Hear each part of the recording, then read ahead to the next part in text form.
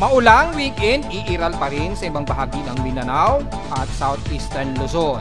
Sheline nasa dulo na ng extreme Northern Luzon. Kaya unti-unting isilis, magpapaunti-unting magiging maalinsangan sa nalalabi ng bansa. Active geomagnetic field, inaasahan ngayong araw.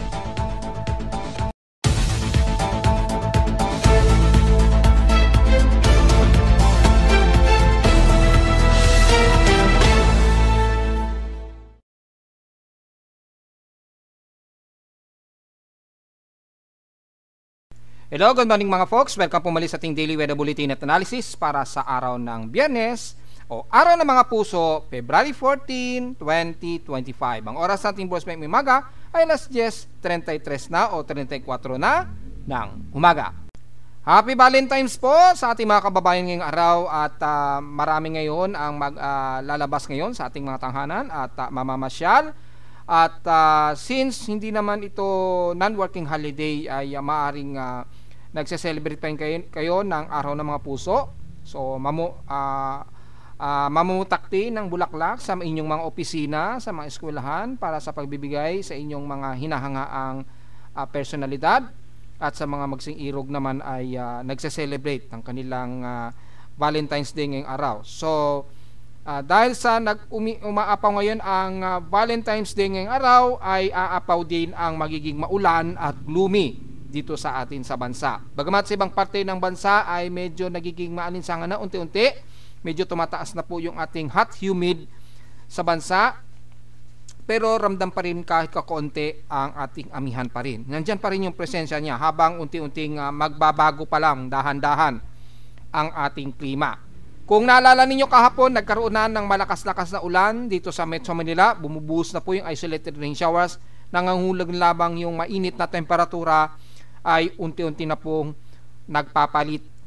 So dahil sa nagpapalit na po yung mainit na temperatura, na dahan-dahan ay yung ating stilis lalong magpapa-amplify yan sa magiging unti-unting pagtaas ng ating humid o hot humid sa bansa. So habang nagpapalit pa lamang yan, hindi pa totally nawawala ang ating lamig ng simoy ng hangin, lalo na sa gabi o sa hapon at madaling araw. So patuloy pa rin tayo makakaramdam ng medyo maginaw o malamig na temperatura pa rin dito sa NCR at ilang karatig Luzon. Pero yung ramdam ng medyo mas maalinsangan, mas nararamdaman na sa katimugan bahagi ng bansa. Medyo tumataas na po yung ating air temperature niyan. Dahil lumalakas na po unti-unti yung stilis at yung ating amihan ay tumaas na po siya. Medyo lumayo na nga po siya at nasa may bandang extreme Luzon na nga po yung dulo ng boundary ng frontal system o yung sheline na tinatawag ni Pag-asa.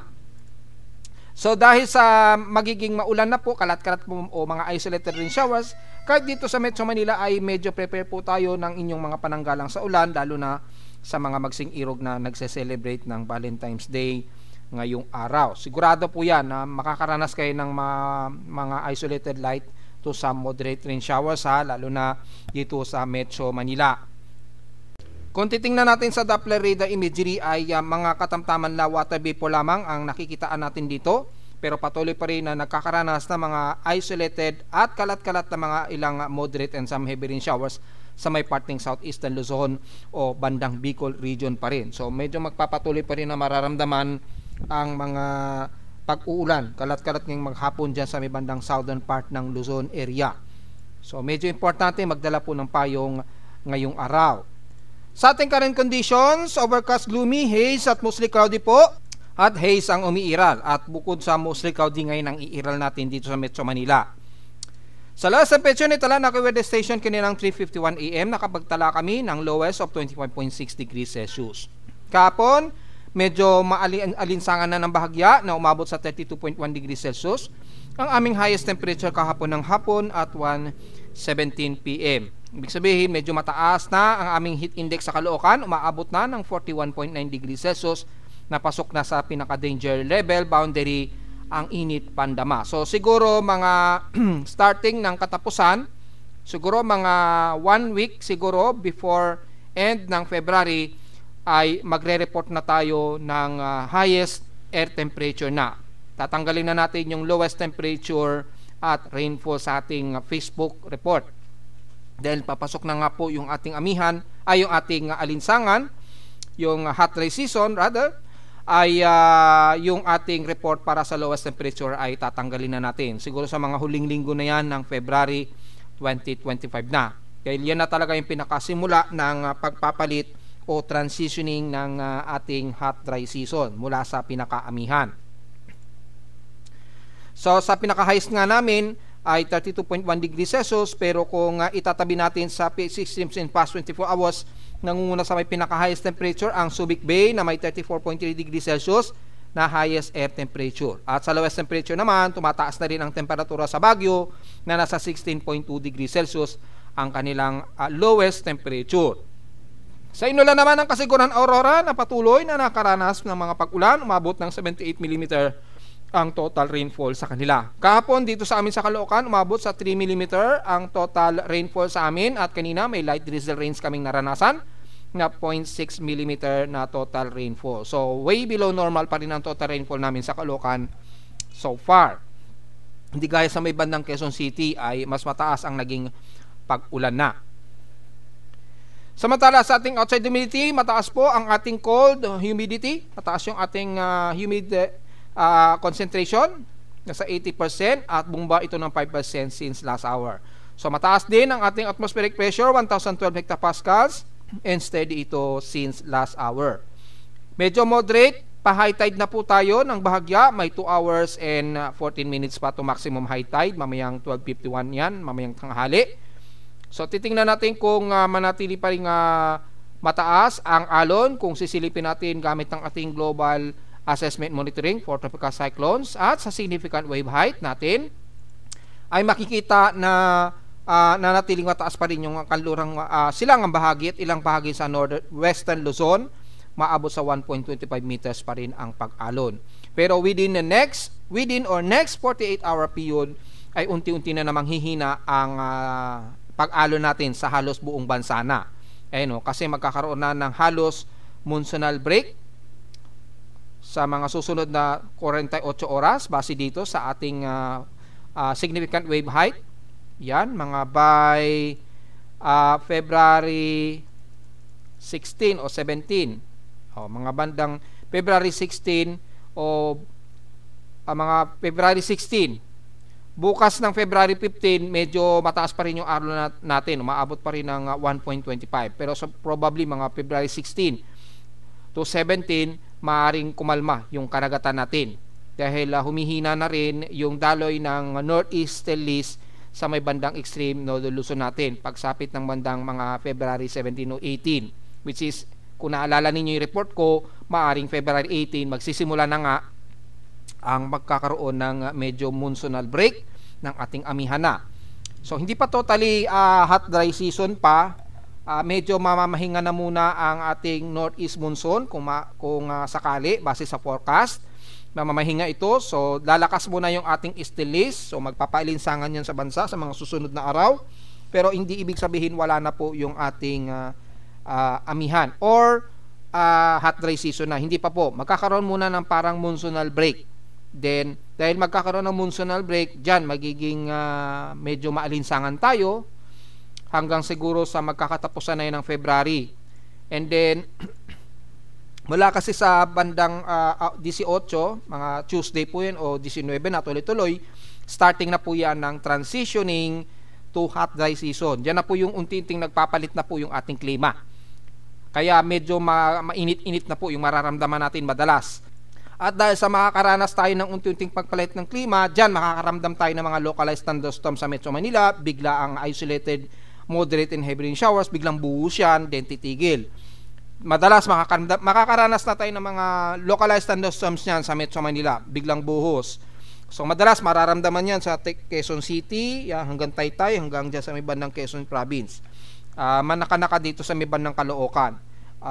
Isolated naman kasi mangyayari kasi nga po unti-unti na pong lumalakas po yung ating easterlies.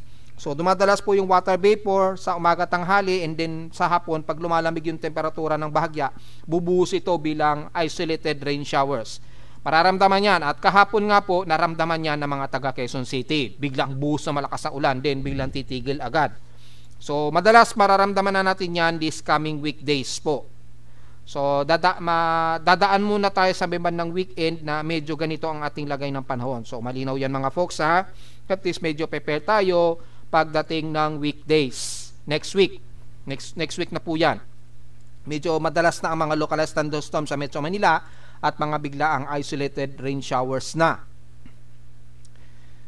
Samantala sa ating space weather status, meron na tayong geomagnetic field at X-ray flux na M1.2 since minor lang naman ito, pero i-report na rin natin dahil meron tayong extended warning na geomagnetic KP index na lumagpas na naman ng 4.0 index. So nagsimula ito oras sa atin sa Pilipinas, 7:22 AM po ito. At inaasahan natin ay maghapon ang mangyayari nito hanggang mamayang hapon. Persistence po ito, so expected na naman yung ilang aerial impact. Yung primarily forward 65 degree geomagnetic latitude ay makakaranas ng mga ilang induced currents at mga mahihinang tsansa ng power grid fluctuations. Siyempre, expected ang auroral activity. So far, makikita natin dito sa live CCTV ng Aurora Max, courtesy sa kanila, sa Yellowknife, Canada. Dahil nasa Northern Hemisphere sila, madaling makita yung auroral activity. At makikita natin mga minor aurora ang nakikita natin ngayon. Ayun o. So, live po yan real time po yan. So, nakikita natin yung auroral activity, mga minor ito. So, expected po na may mga auroral visible sa high latitudes expected dyan sa Canada at Alaska. So, ito ay nasa Canada ito, yung Yellowknife, Canada. So, makikita yan. Yung makikita nyo yan sa pinaka snapshots ng kanilang CCTV. So, makikita sa ating NOAA KP Index ay nasahang KP Index of 4.67. Ang inaasang magiging mas mataas ito and expected na maglalaro sa unsettled to active geomagnetic field. Yan, ngayong araw. So, mukhang ngayong araw lamang mararamdaman ito at medyo titila din. So, expected ang G1 minor ngayong araw dahil na rin sa mga ilang mahihinang coronal mass o HSS influences. Yung high solar flare, yung mga ilang parte ng solar flare particles na nagre-reach out dito sa atin sa mundo. Mababa naman ang solar radiation at 5% at mababa rin ang chance ng blackout o radio blackout na 40% chance. So medyo minor to moderate lamang ang posibleng maganap. Wala tayong anomaly sa LASCO, so medyo mga moderate lamang. Pero medyo malakas-lakas ang above normal solar wind natin. Ayun lumalagpas, umaabot ng mahigit sa 500 km a second yung velocity ng solar wind. So medyo malakas ang impact sa ating magnetosphere. Maliit naman yung medyo maliit yung daily sunspot number at 112.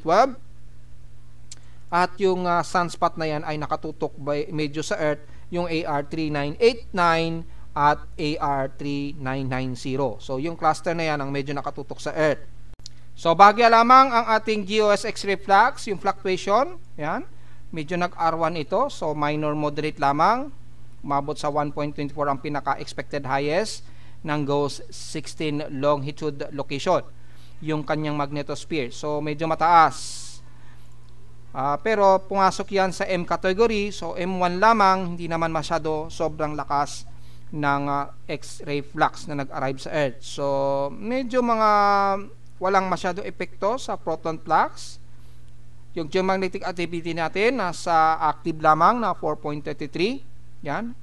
Yung ating KP index. So, bahagya lamang na magkakaroon ng aktibidad sa ating magnetosphere. Hindi masyado malakas ang impact. Pero bahagya lamang ito na pupush, na natutulak yung ating magnetosphere. Dahil nga po sa nakatutok sa Earth yung ilang HSS natin, yung o sa madaling salita yung solar wind. So wala masyadong magiging problema kahit papaano, minimal lamang. Yung ionospheric density natin, asahan natin na medyo erroneous base dito sa TEC, electron content, apektado ang Mid-Pacific pa rin.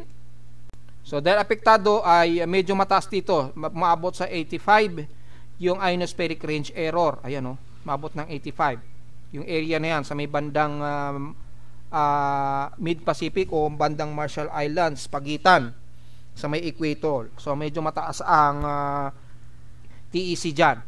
Pero sa atin sa Pilipinas, mga moderate lamang, at least naglalaro mga around 75 yung total electron content kasama sa Pilipinas. So sa ating auroral hemispheral view, makikita po na medyo mataas sa Northern Hemisphere. Ayan, medyo visual. Ganon din sa may bandang Southern Hemisphere o South Pole. So medyo mataas ang aktibidad natin dahil nga po sa mayroong aktibidad ng geomagnetic field kahit moderate ito. So minor to some moderate ang posibleng umabot sa ating D-region absorption. Expected mga hanggang 15 MHz ang degraded frequency, especially sa may bandang Indonesian at Australian Peninsula area ang mas focus. So 54% ang solar flare probability, so manatiling mababa ang HF conditions natin o high frequency conditions between 40 meters to 80 meters sa umaga at 10 meters to 12 meters naman pagsapit po ng gabi, dito lalo na sa bandang North Hemisphere location. Usually kasi ang mini-measure kasi ng NOAA ay Northern and Southern Hemisphere ang pinaka-calculation. Pero syempre malawak yan, medyo umaabot din sa ating West Pacific Basin. So medyo mararamdaman natin yan sa Pilipinas at ibang karatig bansa sa Asia. So wala masyadong malaking ikababahala rito ng gaano, pero at least may mga ilang aerial impact pa rin sa ating mga frequencies, lalo na sa mga high frequency signals ng ating GPS, navigation systems ng mga eroplano, lalo na sa outer space sa mga satellite. Bahagya itong magkakaroon ng konting miscalculations. So yung air quality natin, moderate pa rin ang ating air concentration at 59 index. So magmas po tayo sa mga sensitibong mga baga. At sa ating almanac sumikat ang haring araw kaninang 6:20 AM at nilasang lulubog ito mamayang 6 o'clock PM eksakto. At ang ating 98% illuminated, waning gibos na po. Sisikat naman ito mamayang gabi na at 7:23 PM at lulubog naman ito kinabukasan na ng umaga at 7:51 AM. At sa ating local weather outlook para ngayong Biyernes, ngayong papasok na weekend na naman, magiging klaro daw ang ating maghapon. Klaro daw ang himpapawid sa hapon, pero may mga di inaasang isolated rain showers na umaabot ng 100% chance. So uulan man sa atin sa Metro Manila, most probably isolated ito. So medyo prepare pa rin ang payong ha. Gaya na lamang sa Quezon City na mas madalas mararamdaman ninyo yan. Bukas sa Sabado, particularly din ang hapon, ganun din ay stationary na magkakaroon ng mga isolated rain showers pagsapit po ng hapon. So medyo prepare pa rin. So halos this weekend magiging ganito ang panahon natin, maaraw sa umaga, pagsapit ng hapon very gloomy at mga biglaang isolated rain showers and localized thunderstorms. Highest and lowest temperature expected, maglalaro 30 degrees Celsius, and lowest temperature expected ay nasa 24 to 25 degrees Celsius. So diretso agad tayo sa ating ginagamit na satellite imagery. Makikita po ang silangang bahagi pa rin ng Northern Luzon kung sisilipin natin. Mas maulap ngayon pero mas moderate naman at medyo fairly weather naman sa bandang kaluran ng Northern Luzon mula Ilocos Norte hanggang dyan sa may bahagi ng Pangasinan at ilang portions ng Central Luzon. So medyo mas maaraw sa inyo dyan sa kanluran. Pero sa silangan, mas maulap kayo dyan, partly to sa mostly cloudy at mga ilang kalat-kalat na mga pag-ulan o kalat-kalat na may mga pag-ulan na may inaasahang pagkidlat at pagkulog. So sa nagtatanong nasaan po yung shear line? Well, yung boundary ng frontal system, yung cold front, nandito na po yan. Ayan o, bandang Santa Ana, yung boundary niya. Yan. Yan yung boundary ngayon ng shear line. So mataas na siya. Hindi na masyado sa bandang Metro Manila o Central Luzon pababa. So typically mas uulanin diyan sa may bandang Cagayan Valley, ilang parte ng Isabela, Kasiguran na Aurora. Nakaranas nga po sila ng halos mahigit sa 70 mm na total rainfall in past 24 hours. So maaaring maramdaman pa rin nila uli yan. Halos buong silangan ng Mansa pababa ng Quezon Province mula diyan sa may bandang Baler Aurora, pababa ng General Nakar. Yan, papasok na yung bandang Atimonan, Quezon, Camarines Norte, hanggang dyan sa may bahagi ng Dayat, Camarines Norte. Magiging maulan din o kalat-kalat ang maaring umulan sa may bandang Camarines Sur. Pero medyo moderate muna, medyo maaraw muna sa parte na yan ng Camarines Sur and the rest ng Legazpi at Sorsogon. Pero asahan ng mga isolated rain showers pagdating ng hapon na may mga pagkulog at pagkidlat. So biwari na lamang dyan sa kababayan natin sa Bicol Region. Maulap din ang parte ng silangang parte ng Central Luzon, pababa ng bandang Bulacan, hanggang dyan sa may bandang boundary ng Valenzuela, papasok na po yan ng Metro Manila.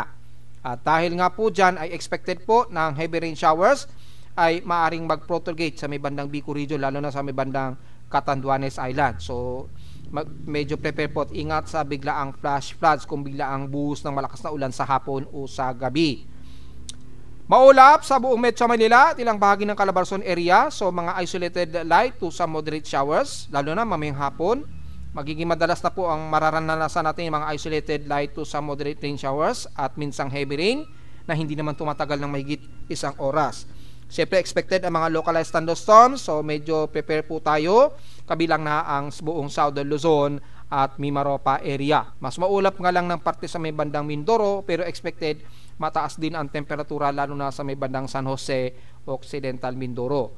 Katamtaman at maaraw ngayon so far sa may bandang Palawan. Ayan, medyo kalmado na sa lahat, hindi na masyado inuulan. May mga ilan aasahan lamang na mga mahihina at katamtamang ulan sa may bandang Puerto Princesa at bandang El Nido area. Pero hindi na singlala gaya nung mga nakaraang linggo. So magiging maulap din ang parte ng Southern Luzon at binanggit na nga po natin mula dyan sa bandang Mindoro. Magkakaroon pa rin kayo ng mga isolated light to some moderate rain showers and the rest ng Southern Luzon mula Marinduque, Romblon, Masbate at Burias Island. Bagamat dito sa may bandang Masbate, Burias Island, medyo mas moderate ang panahon ngayon dyan. So medyo mas maaraw kayo dyan, kabilang na ang nabanggit natin kanina sa Legazpi hanggang Sorsogon. Pero expected ang mga isolated rain showers pagsapit mamayang hapon o gabi, so medyo prepare po pa rin tayo.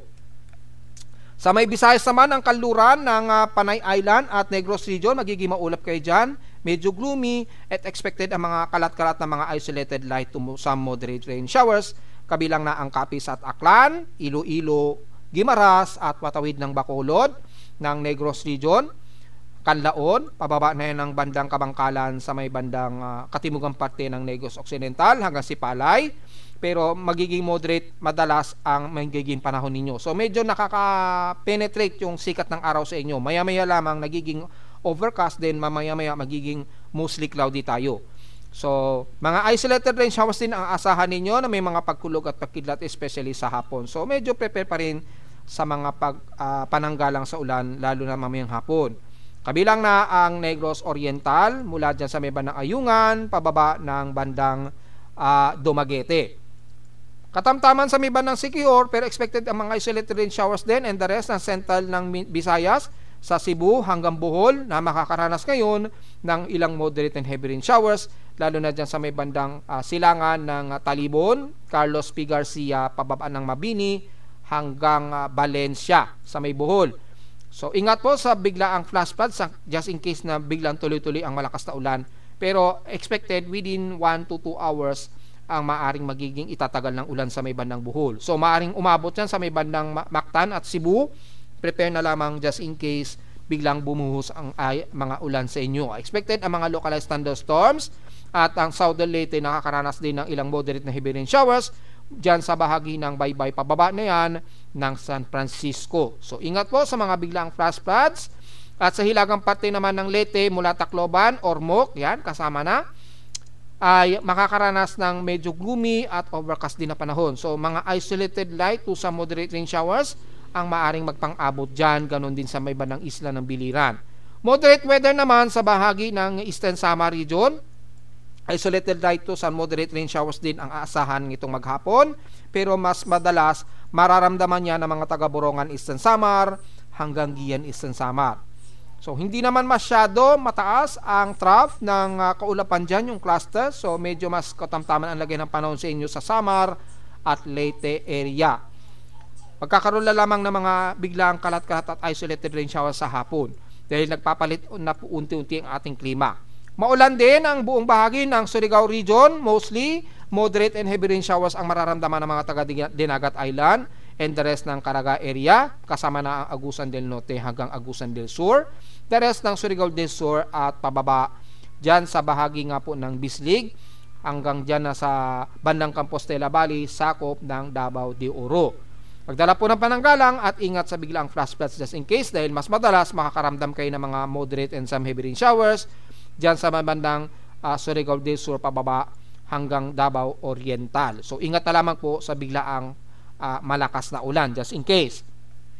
Makakaranas din ng mga ilang kalat-katapag ulan, ilang light to some moderate rain showers ang Davao del Norte. So ang City of Davao, mararamdaman yan hanggang Davao del Sur. Isolated at mga ilang localized thunderstorms din ang iira sa inyo sa Davao del Sur, pababa ng Davao Occidental. Magiging maulap din ang buong area ng Sorsogon area mula South Cotabato, Sultan Kudarat, kasama na ang hanggang area ng Maguindanao at North Cotabato. Bagamat medyo overcast din ang panahon sa inyo, expected mas mataas na ng bahagya ang inyong temperatura dyan. Ganon din ang mga taga Lanao del Sur and the rest ng buong Iligan, papasok ng Lanao del Norte and the rest ng Misamis Occidental. Maulap din at kalat-kalat din ang pag-ulan sa buong Zamboanga Peninsula, especially sa Zamboanga del Norte, mula dyan sa may bandang Dipulog hanggang dyan sa may bandang Siokon o Baligian. So ingat po't magdala ng pananggalang sa ulan just in case they expected ang mga localized thunderstorms. Medyo nagiging kantamtaman sa may bandang Zamboanga del Sur, pero mga isolated light to some moderate rain showers ang iira sa kanila, lalo na sa hapon o sa gabi o madaling araw. So medyo pepe pa rin tayo mga folks. Ganon din sa isla ng Basilan at Ulu-Sulu. So mostly gloomy ang parte ng Mindanao na mas nakakaranas ang malakas na ulan dito sa silangan ng Mindanao hanggang sa southeastern Visayas na may mga moderate and heavy rain showers. Ganon din sa parte ng bandang southeastern Luzon, especially sa may bandang Bicol region anytime, dahil po sa medyo accumulated nga po ng trough dyan sa karagatan ng Bicol region. So medyo prepare pa rin tayo, lalo na sa mga nagse-celebrate ng Valentine's Day ngayong araw. So kamustahin ulit natin si 90TW since malayo na ito sa boundary ng ating karagatan sa kanluran ng bansa. Pero ayon sa ating tropical cyclone sector monitoring, medyo nag-high na po yung probability of tropical cyclone development. So medyo nag-a-active o nag-a-active low pressure area ito base sa ating latest data. Yan, naka-high probability of development ito. Base sa latest nito as of 10:45 AM ay nasa 37 kilometers per hour na yung maximum sustained wind nito, yung 1 minute average, and lowest at yung bugso umaabot sa 46 kilometers per hour. So pasok ito sa tropical depression, which is pinangunahan na nga po ni Japan Meteorological Agency since nung isang araw pa. So naka-tropical depression na siya. Base dito, kumikilos pa south. Double check natin. Yes, patimog po ang galaw nito. Pa-southward naman ngayon ang galaw nito sa bilis na 17 km an hour. Since hindi niya kinakaya yung interaction ng malamig na hangin dito sa may bandang hainan. So, kahapon pa northward siya, and then ngayong araw pababa na naman ang galaw niya. So, kitang-kita sa pinaka-satellite imagery yung kanyang upward low. Yan, medyo may upward low siya. Ito yung pinaka-low convection nandito. Ayan, kitang-kita. Then yung upward low nandito. So, ang lakas ng tulak sa kanya ng northeasterlies dito. So, medyo natutulak ng husto yung low level convection niya. So, medyo paslant siya habang kumikilos pa southward. Ganun yung pwesto niya. Kasi ito yung low level convection, ito yung high level convection. So, mapapansin niyo lakas ng tulak sa kanya pa ibaba. So, nagiging pa southward tuloy ang kilos niya. Yun. Pero dahil nakakapag-interact pa rin sa kanya yung high pressure area sa paligid ng yan, ay pinipilit pa rin ni 90TW na mag-intensify. Pero dahil nangyayari ay tear off o tini-tear off ng malamig na hangin dito sa itaas yung sirkulasyon ni 93W.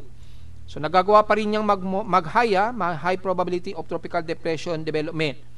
Pero hindi ito makakaapekto ng husto sa bansa dahil nasa bandang silangan pa rin ito ng Vietnam. Ayan o.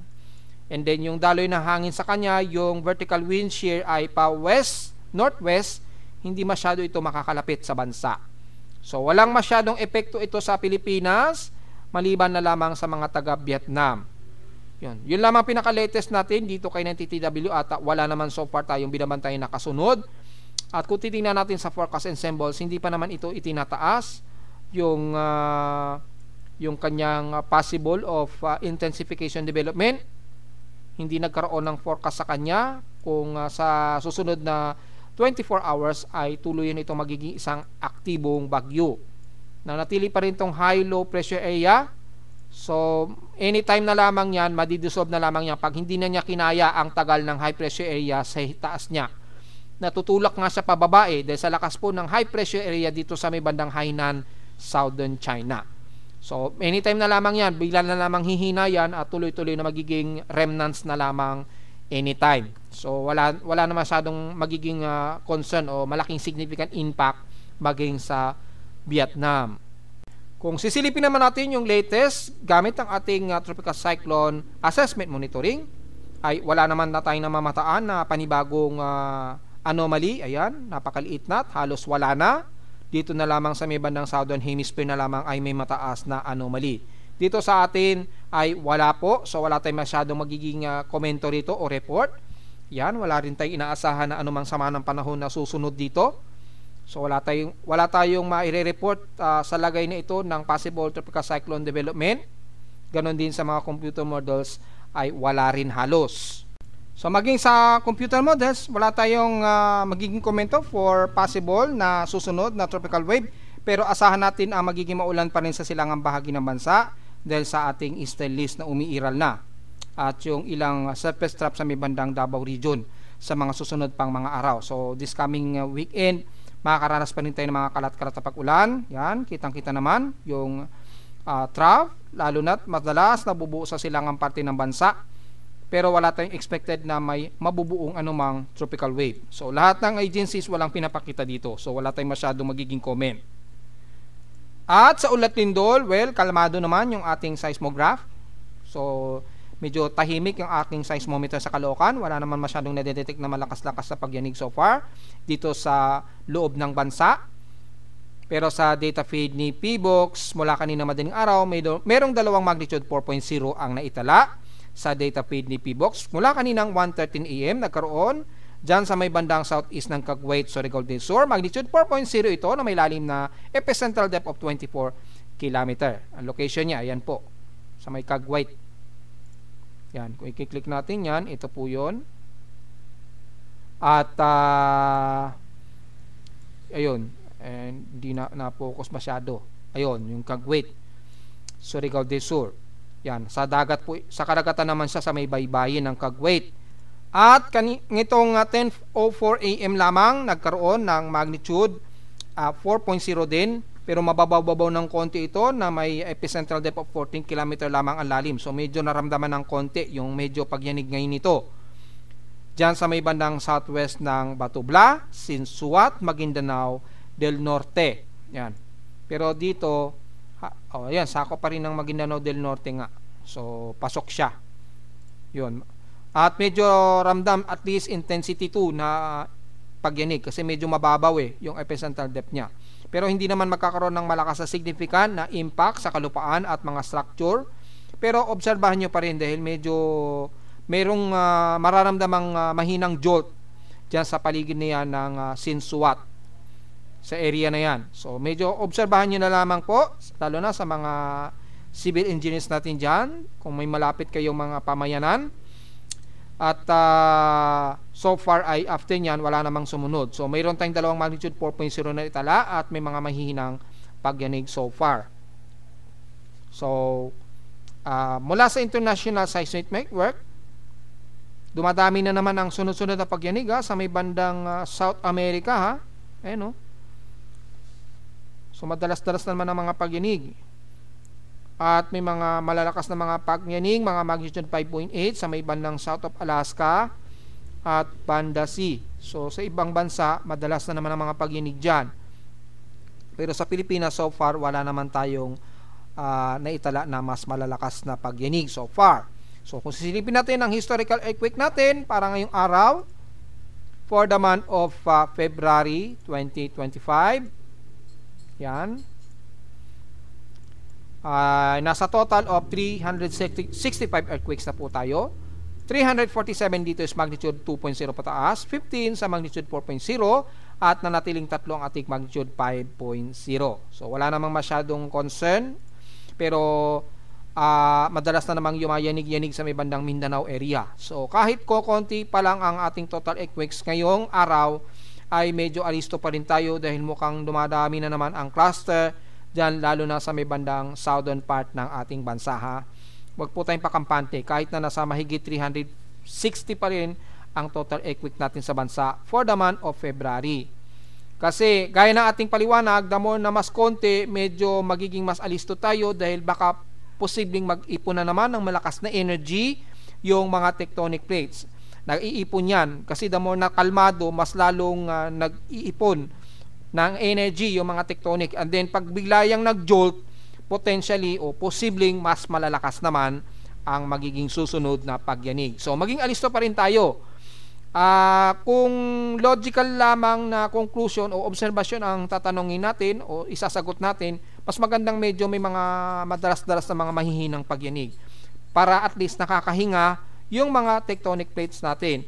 Pag kasi hindi masyado yumayanig o kukunti lang ang pagyanig sa bansa, may tendency yung ating mga tectonic, yung malalaking tectonic plate natin ay maaaring nag-iipon na yan ng mas malakas na enerhiya kapag tumatagal hindi ito gumagalaw. And then pag yan nag-release, ay dyan minsan mas malalakas pa ang nagiging pagyanig. So mas gugustuhin na natin na may mga mahihinang pagyanig para medyo naalog-alog konti yung mga tectonic plates natin at nakakahinga yung ilalim.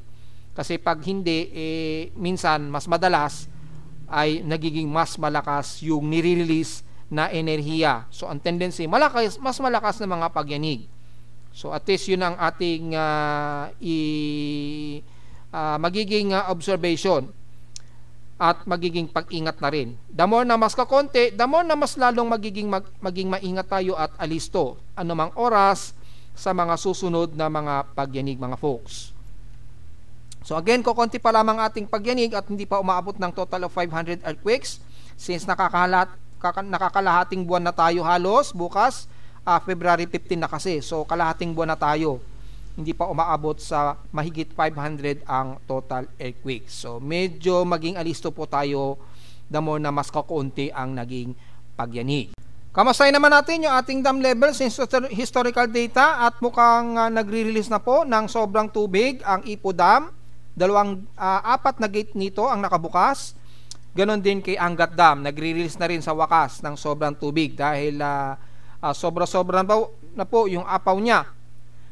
Mula sa pinaka-maximum lamang na kaya ng Angat Dam na 212 meters, umabot na ngayon sa 214.72 meters ang sobra sa kanya, or mahigit sa 2.72 meters ang sobra-sobrang apaw sa kanya. So nagre-release ngayon ng nakabukas yung apat na gate kay Angat Dam na may tagwa 1 meters ang inire-release. Kay Ipo Dam, mga 0.80 meters ang inire-release ni Ipo Dam. So yung dalawang dam na ito ay nakabukas ang kanilang gate at nagre-release ngayon sila ng sobrang tubig since kahapon pa. At naipost na natin yan sa ating Facebook page, yung status ng ating mga dam. So napapansin ko, mabilis umapaw yung ating mga dam. So ang teorya ko dyan, maaring yung pinakailalim ng mga dam ay punong-puno na po ng lupa. Masyado nang marami yung lupa sa ilalim. So yung espasyo para sa water reserve kumukonti. So sa ating mga official ng Pag-asa Hydrological Center, kung po pwede magkaroon kayo ng dredging sa inyong mga dam, kumari hukayin nyo po yung mga naiipong lupa sa ilalim para lumawak po yung espasyo para sa water reserve natin. At para sa mas marami po yung volume ng tubig natin kasi mukhang kumukonti po yung espasyo natin sa ating water reserve. So kapag nagkaroon ng overflow, ang bilis po mag-overflow, and then kapag nag-critical naman yung water levels natin, ang bilis din. So napapansin ko po, kakaunti lamang yung water reserve natin sa mga dams, especially Angat Dam at sa iba pang mga dam. Hindi natin alam kung kay Lamesa ganun din. Siyempre matagal nang hindi nagkakaroon ng under soil dredging. Pero yun ang napapansin ko po, parang kukunti lamang yung espasyo natin sa water reserve. Kaya mabilis siyang umapaw at mabilis din kumonti yung ating water reserve. Lalo na papasok na po ang hot dry season, ay kumaari mag-prepare na po tayo ng ating mga sobra-sobrang water reserves. Kung po pwede lang mag-dredging tayo ngayon habang maaga pa, ay mas maganda. Siyempre, kailangan ng pondo kung mapag-aralan sana na kailangan mag-dredging. Nakabukas din ang gate kay Ambuklaw Dam, isang gate, at nag-release din sila ng sobrang tubig despite na critical yung kanyang water level. Yan, na nasa 751.54 meters. So, halos 752 naman siya, pero nagre-release siya ng at least konting 0.30 meters na tubig. Hindi natin alam kung bakit. Ganon din kay Binga Dam. Normal naman yung water level niya, pero nakabukas din yung isang dam niya na ni-release. 0.30 meters ang inire-release niya. So, lumalabas, 4 ang mga dam natin, ang nakabukas ang mga gates, Angat Dam, Ipo Dam, Ambuklaw, at Binga Dam. So, yun po yung mga nakabukas na mga gate at nagre-release ng sobrang tubig. Kay Pantabangan, nananatiling critical yung level niya, halos kulang ng 14.51 meters na tubig sa kanya para mag-normal. So, ito yata si Pantabangan, ito yung madalas na mas makukunti lang yung water reserve sa kanya. At normal naman kay Magat Dam at Kaliraya Dam. So, yun lamang po. At yung pinaka-importanting dam natin sa bansa, yung Angat, Ipo, Lamesa Dam at Magat Dam, so far, normal naman at hindi naman nag-critical ang kanilang mga water reserves. So, yun ang pinaka-status natin for dam levels ngayong araw. At narito naman ating 3-day 20 weather forecast para sa araw ng mga puso, February 14, 2025.